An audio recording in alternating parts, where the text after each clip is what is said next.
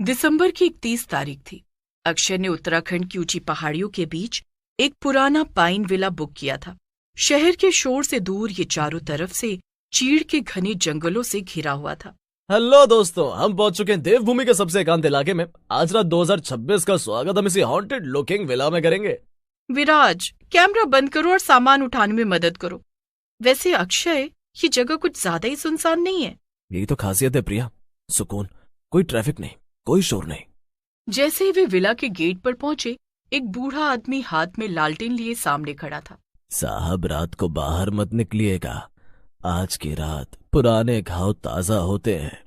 खतरा बाहर नहीं साहब, यादों में है। बस इतना ध्यान रहे, रात 12 बजे अगर कोई दरवाजा खटखटाए तो खोलना मत। इतना कहकर बाबा बिना पीछे मुड़े अंधेरे में ओझल हो गया। विला के अंदर का नजारा किसी महल जैसा था, लेकिन वहां की हवा में एक अजीब सा भारीपन था। रात के 9 बज चुके थे। कबीर ने म्यूजिक ऑन किया और ड्रिंक सर्व की। चलो यार, बाबा की बातों को भूल जाओ, ये बुढ़ापे का वहम है। Cheers to 2026। सब हंसने लगे और नाचने लगे, लेकिन काव्या का मन नहीं लग रहा था।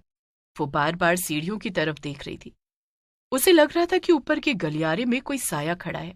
अक्षय, क्या तुम्हें ऊपर से किसी के चलने की आवाज आ रही है? ऐसा लग रहा है जैसे कोई भारी जूते पहनकर टहल रहा है। रात के 11:30 बजे अचानक विला की बिजली चली गई। पूरा घर घने अंधेरे में डूब गया। ओ गॉड, विराज, अपनी टॉर्च जलाओ। जैसे ही विराज ने मोबाइल की टॉर्च जलाई, उसने देखा कि लिविंग रूम की बड़ी खिड़की के शीशे पर बाहर से किसी के हाथ का निशान बना है।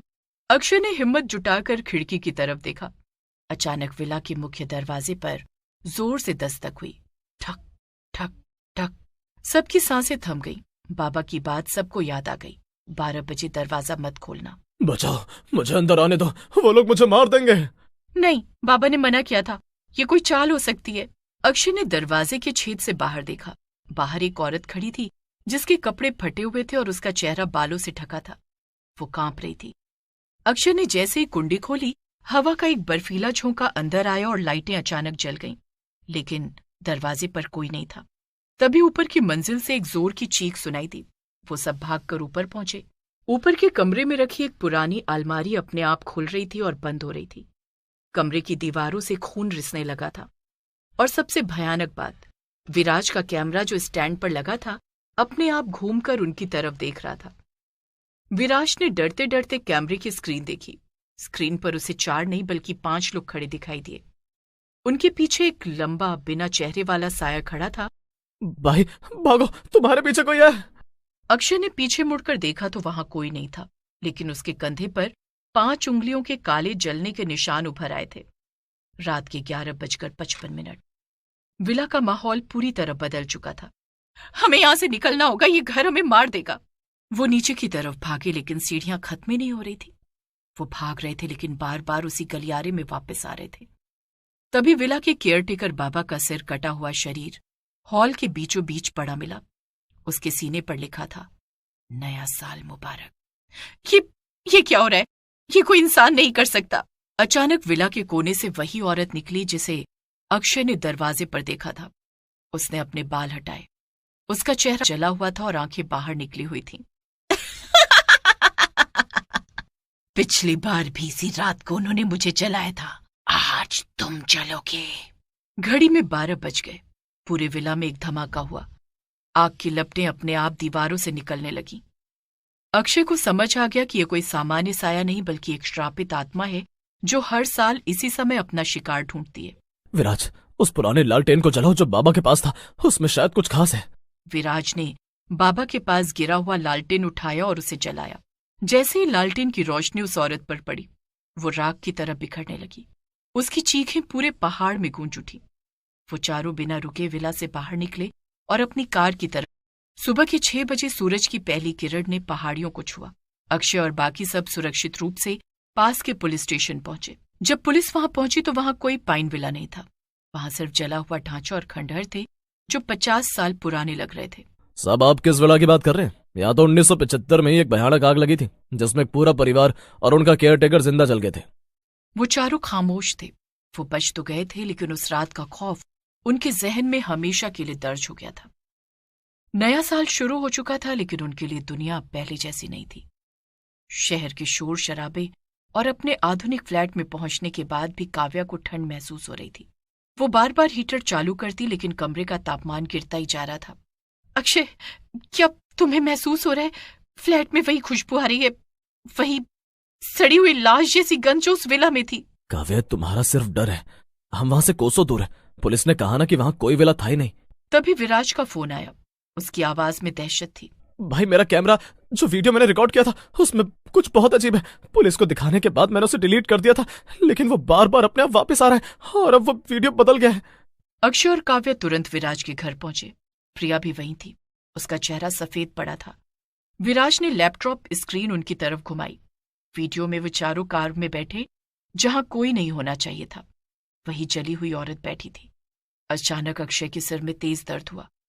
उसके माथे पर वही जलने के निशान उभर आए जो उसके कंधे पर थे। ये कोई भूतिया घटना से बढ़कर है। ये एक अटैचमेंट है। वो विला सिर्फ एक जगह नहीं थी, वो एक पोर्टल था। हमने अनजाने में उस चेन को लाकर उसे निमंत्रण दे दिया है। अक्षय ने वो सोने की चेन टेबल पर रखी। चेन अपने आप हिलने लगी और फर्श पर गिरने वाले पानी की बूंदों से एक नाम लिखने लगी, रूपा। रूपा? उस औरत का नाम रूपा था। अक्षय, हमें उस जगह के इतिहास के बारे में गहराई से जानना होगा। उन्होंने इंटरनेट और पुरानी लाइब्रेरी के रिकॉर्ड्स खंगाले। खबर थी पाइन विला के मालिक ने अपनी पत्नी रूपा को जादू टोने के शक में जिंदा जलाया। मालिक ने खुद भी खुदकुशी कर ली, लेकिन रूपा की लाश कभी नहीं मिली।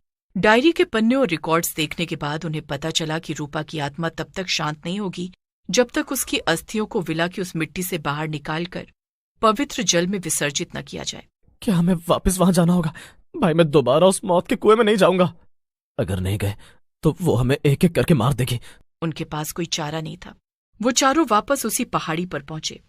रात का समय था और कोहरा इतना घना था कि हाथ को हाथ नहीं सूझ रहा था। यही नीचे कहीं उसकी अस्थियां होंगी। उन्होंने खुदाई शुरू की। ऐसा लग रहा था जैसे पूरा जंगल उनके खिलाफ हो गया हो। अचानक एक ठंडी और सड़ी हुई खाल वाला हाथ जमीन से बाहर निकला और अक्षय का पैर पकड़ लिया। तुमने मुझे ढूंढा, अब यही मेरे साथ रहो। विराज ने हिम्मत दिखाई और गंगा जल की बोतल उस हाथ पर उड़ेल दी। एक भयानक चीख के साथ हाथ वापस अंदर चला गया। उन्होंने पवित्र मंत्रों के साथ उस राख को पास की बहती हुई ठंडी धारा में प्रवाहित कर दिया। जैसे ही राख पानी में मिली, पूरी पहाड़ में एक तेज रोशनी हुई और सब कुछ शांत हो गया। अक्षय के हाथ का कालापन गायब हो गया। हवा में अब कोई बदबू नहीं थी, बल्कि ताजी मिट्टी की खुशबू थी। सूरज उग रहा था। वो चारों कार में वापस लौट रहे थे। इस बार जब उन्होंने पीछे मुड़कर देखा तो वहां कोई खंडहर नहीं था, सिर्फ एक खाली मैदान था। विराज ने अपना कैमरा निकाला और बोला। उसने पिछली रात का वीडियो चेक किया। वीडियो फाइल अब पूरी तरह से करप्ट हो चुकी थी, लेकिन जैसे ही उसने कैमरा बंद किया, उसे स्क्रीन के रिफ्लेक्शन में पीछे की सीट पर एक छोटा सा काला धुआं दिखा, जो धीरे धीरे गायब हो गया। वो बच तो गए थे, लेकिन पहाड़ियों के उस भयानक न्यू ईयर की यादें अब उनके जीवन का हिस्सा बन चुकी थी। वो अब कभी किसी पुरानी और सुनसान जगह पर रुकने की हिम्मत नहीं कर सके।